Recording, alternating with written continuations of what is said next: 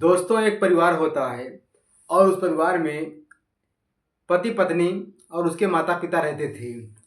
अक्सर उस दोनों पति पत्नी के बीच जो है कहीं ना कहीं किसी बात को लेकर विवाद होता रहता था। विवाद कभी कभी बहुत ज़्यादा होने लगता था और इसी विवाद के चलते उसने अपनी पत्नी का जो है कत्ल कर डालता है और कत्ल करके उसका सूटकेस में भर के जैसे उसको जो है घर से कहीं बाहर ठिकाने लगाने के चक्कर में ले जाने की कोशिश करता है, वैसे उसका हैंडल सूटकेस का टूट जाता है। और टूटने के बाद वो सोचता है कि अब ये तो ऐसे जा नहीं पाएगा, दूसरा सूटकेस लाने में वक्त लगेगा, समय लगेगा और मैं कहीं ना कहीं इसको छोड़कर भागने में ही भलाई है। और वो उसको छोड़कर 700 किलोमीटर दूर भाग जाता है। और भागने के बाद जब वहाँ पहुँचता है तो सोचता है कहीं न कहीं जब 7-8 दिन बाद बीत जाएँगे तो ये लाश सड़ जाएगी और जब घरवालों को पता लगेगा तो ये दफनाने के भी लायक नहीं रह जाएगी। इसलिए यार तू ही बता दे, क्योंकि तेरी पत्नी है और तू ही अपने घरवालों को बता दे, कम से कम इसका अंतिम संस्कार तो कर देंगे। फिर वो वहाँ से जो है फ़ोन लगाता है घरवालों को कि मैंने अपनी पत्नी का कत्ल कर दिया है और वो हो सूटकेस के अंदर बाथरूम में बंद है, उसका अंतिम संस्कार कर देना। मैं इसलिए फ़ोन लगा रहा हूँ कि कहीं वो सड़ ना जाए, 7-8 दिन बाद बेकार ना हो जाए, इसलिए उसका क्रियाक्रम कर देना। और मैं नहीं आ सकता हूँ, आगे आप देख लेना। उसके बाद जैसे ही ये बात जो है किसी के माध्यम से पुलिस को सूचना मिलती है, पुलिस तत्काल जो है उस अपार्टमेंट में पहुंचती है। अपार्टमेंट में जैसे ही पहुंचती है, घर व अपार्टमेंट मालिक को बुलाया जाता है, इसकी चाबी ले आइए, लेकिन चाबी उसके पास नहीं थी क्योंकि चाबी वो खुद लेके चला गया था। तुरंत ताला तोड़ के जब अंदर प्रवेश करते हैं और बारीकी से जांच पड़ताल करते हैं तो उसको ऐसा कुछ दिखाई नहीं देता कि यहाँ शायद लाश पड़ी होगी, क्योंकि वो लाश को कत्ल करने के बाद जो है पूरी साफ सफाई कर दिया था कि कहीं लग ही नहीं रहा था कि यहाँ कत्ल हुआ है। बातें करते हुए कुछ अधिकारी जो है बाथरूम की तरफ जब जाते हैं और बाथरूम का दरवाज़ा खोलते हैं तो वहाँ एक उनको सूटकेस दिखाई देता है। तो उनको अंदाज़ा एकदम फिट बैठ जाता है कि कहीं ना कहीं उनको शक हो जाता है कि शायद ये सूटकेस ही है, इसमें लाश ही भरी होगी, क्योंकि ये बाथरूम में है तो कहीं ना कहीं इसमें शक है। तो उसका सूटकेस को खुलवाया जाता है और उसमें आखिर में एक लड़की की लाश मिल जाती है। उसको तुरंत पोस्टमार्टम भेजा जाता है।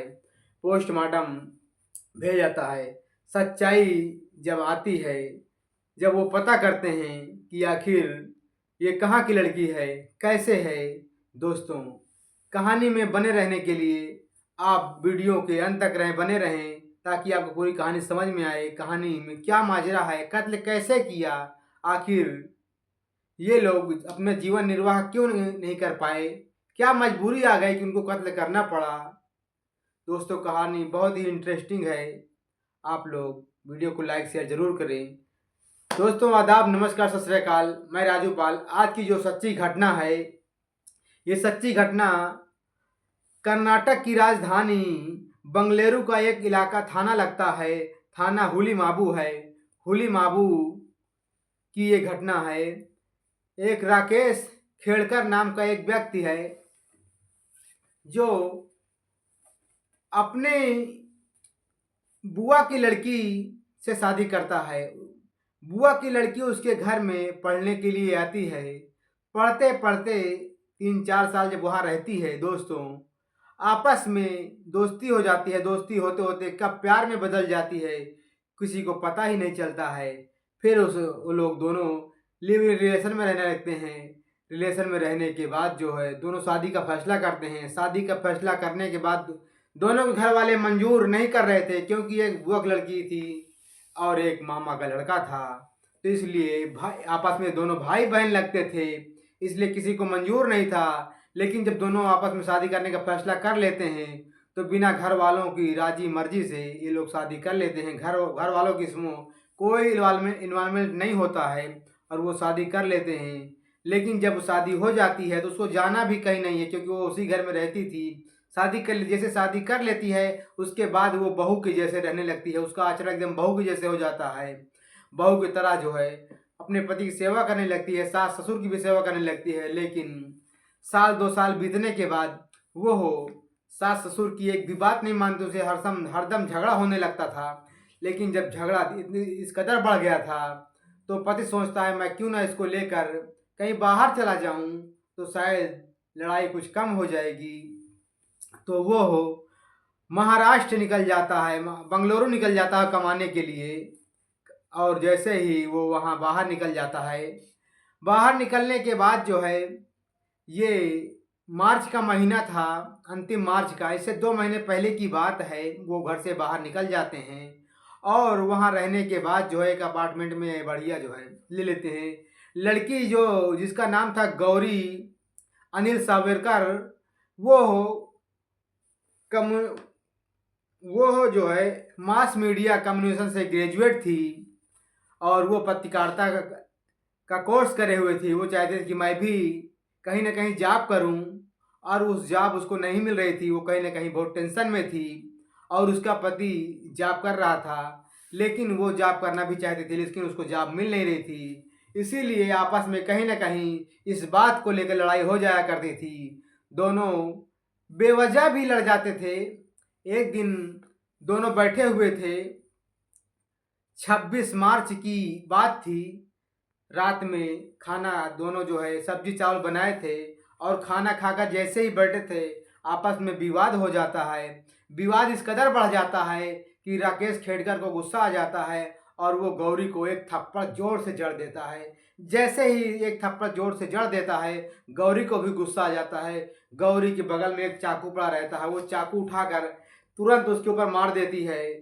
उसके थोड़ा चोट लग जाती है, खून बहने लगता है, लेकिन घाव इतना भी बड़ा नहीं होता है। लेकिन उसको चाकू का मारना उसके जीव के लिए काल बन जाता है और वो राकेश जो है चाकू उठाकर उसके पेट में एक बार जोरदार मारता है और 2 बार गर्दन में मार देता है। गर्दन में मारने के बाद उसको जो है तुरंत सूटकेस में, जब वो बेहोशी की हालत में हो जाती है, उसको तुरंत सूटकेस में पैक करता है और पैक करने के बाद उसको बाथरूम में ले जाता है। बाथरूम में ले जाने के बाद जो है उसको जो है पूरे कमरे की साफ सफाई करता है, एकदम बेहतरीन ढंग से फिनाइल वाइल मार के बड़ी साफ सफाई करता है। साफ सफाई करने के बाद जो है वो जैसे ही उसको जो ठिकाने लगाने की सोचता है, ठिकाने ले जाने के लिए ले जाता है और सूटकेस जैसे उठाता है वैसे ही उसका हैंडल टूट जाता है। हैंडल टूटने के बाद अब सोचता है कि ये सूटकेस ऐसे तो जाएगा नहीं, दूसरा सूटकेस लाने में अभी वक्त लग जाएगा।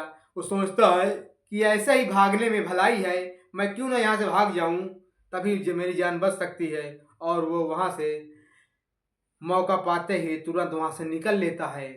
और जब 700-750 किलोमीटर दूर जो है महाराष्ट्र के एक ज़िला होता है जो सतारा होता है, सतारा के पास जो है वो अपनी गाड़ी होंडा सिटी से निकल जाता है। रास्ते में ही एक जगह दुकान पर रुक कर फिनाइल लेता है और वो इसी फिनाइल को जो है पूरा घटक जाता है। घटकने के बाद जो है सतारा के पास होंडा सिटी गाड़ी में बैठा रहता है। गाड़ी ऐसी जगह रोड पे रुक जाती है जाकर, और नज़दीकों लोगों जब जाम लग जाता है, रोड पे रुक जाते तो जाम लग जाता है। जब जाम लगने के बाद जो है तुरंत आस पास के लोग पुलिस को, कंट्रोल रूम को फ़ोन करते हैं कि एक होंडा सिटी गाड़ी है जिसमें एक व्यक्ति बैठा हुआ है, ना तो वो कुछ मूवमेंट कर रहा है ना उसको किसी की आवाज़ सुन रहा है। गाड़ी बीच रास्ते पे खड़ी हुई है और इसको जो है तुरंत जो है आकर देखिए क्या क्या मामला है। उधर जो है निकलने से पहले वो अपने घर वालों को सूचना दे देता है कि देखिए मैं उस अपनी पत्नी का कत्ल कर दिया हूँ और उसको आप जाकर जो है उसका अंतिम संस्कार कर देना, नहीं तो वो लाश सड़ जाएगी, वो सूटकेस में भरी हुई है। उधर पुलिस उसके रूम में पहुँचती है और रूम में जैसे ही पहुँचती है दरवाजे का लॉक तोड़ते हुए जब अंदर प्रवेश करती है, सारा कमरा छान मारती है, उसे कुछ दिखाई नहीं देता है। इतना साफ सफाई बेहतरीन ढंग से रहता है कि किसी को कुछ अंदेशा ही नहीं होता है। पुलिस वाले जो कहते हैं हमें बेवजह फंसाया गया है, बेवजह जो है झूठी कहानी रची गई है, कहीं कुछ नहीं, इसमें हत्या वत्या नहीं हुई है। लेकिन 2 अधिकारी जैसे ही बाथरूम की तरफ बातें करते हुए जाते हैं और बाथरूम का गेट खुला होता है, जब उसके अंदर झांकते देखते हैं एक सूटकेस दिखाई देता है, उनको तुरंत शक हो जाता है कि कहीं ना कहीं लाश इसी में है, कुछ तो गड़बड़ है। लेकिन जब उस सूटकेस का जो है लाक देखते, लाक बंद था और उसका हैंडल टूटा हुआ था। फिर जब उसका लाक तोड़वाते हैं तो उसमें एक लाश मिलती है। लाश को तुरंत जो है पोस्टमार्टम ले जाती है। पोस्टमार्टम ले जाते तो वहाँ पता चलता है कि ये लाश अगर सही वक्त पर जो है अस्पताल पहुँच जाती तो ये शायद बच सकती थी, क्योंकि वो उसमें 2-3 घंटे जिंदा थी। इसलिए जो इसमें एक पेट में चाकू से वार किया था, 2 गले में वार किया गया था। जब पोस्टमार्टम की रिपोर्ट आती है, फिर वो पुलिस वाले जो है सूचना जहाँ से मिली थी उसका नंबर सर्विलांस में लगाते हैं और उसके पास पहुँचते हैं। उसके पास पहुँचने के बाद जब सच्चाई पता करते हैं तो राकेश खेड़कर का नाम आता है, उसके पति का नाम आता है। उसके पति का नाम जब आता है तो उससे पहले ही वो रोड पे बेहोश पड़ा था, उधर बेहोश पड़ा था। उधर भी पुलिस पहुंच जाती है, उसको तुरंत अस्पताल ले जाती है। अगर अस्पताल समय पर नहीं ले जाती शायद उसकी भी मौत हो जाती है। लेकिन जब वहाँ ले अस्पताल ले जाते हैं तो उसका इलाज होता है और वो जो है ठीक हो जाता है।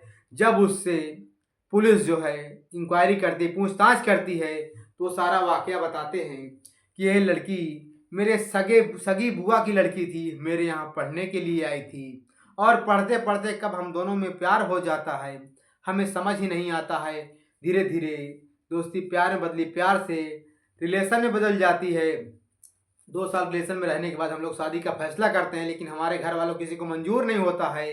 फिर हम लोग जो है आपस में जो है शादी कर लेते हैं। इसमें घर वालों की कोई मौजूदगी नहीं रहती है, लेकिन जब हमारे घर में ये आती है तो एकदम बहू के तरीके रहती है। लेकिन धीरे धीरे 1-2 साल बीतने के बाद हमारे माता पिता से इनको लेकर कहीं ना कहीं विवाद हो जाता था। तो मैं अपनी पत्नी को लेकर जनवरी के महीने में मैं बंगलुरु चला गया था। लेकिन वहाँ आपस में जो है हमेशा ही विवाद बना रहता था कहीं ना कहीं, क्योंकि मैं जो है नौकरी करता था और ये घर में रहती थी, तो आपस में विवाद बना रहता था। हम लोग खाना खाने के लिए बैठे थे, खाना खा के और बातें ही कर रहे थे, विवाद इतना बढ़ गया कि अब मुझे गुस्सा आ गया और मैं इसे चाकू से मार दिया। चाकू से मारने के बाद जो है सूटकेस में पैक किया, साफ सफाई की और मैं निकल गया। निकलने से के बाद जो है मुझे लगा कहीं ना कहीं ये मेरी पत्नी है, मुझे घर वालों को बता देना चाहिए, नहीं ये लाश सड़ जाएगी। और मैं फिर अपने घर वालों को फ़ोन कर देता हूँ और फ़ोन करने के बाद मैं रास्ते से फिनाइल लेता हूँ। मैं भी कहीं अपनी ज़िंदगी ख़त्म करने के मूड से ही फिनाइल लेता हूँ और पी जाता हूँ। लेकिन भगवान की मर्ज़ी, किसी ने फ़ोन कर देते हैं पुलिस वालों को और पुलिस वाले हमें जो है अस्पताल ले जाते हैं और मुझे बचा लेते हैं। मैं दोषी हूँ कहीं न कहीं, मैं इसका कत्ल किया हूँ। जो भी सज़ा होगी मुझे मंजूर है, क्योंकि वो मेरे साथ जो है सही नहीं रह रही थी।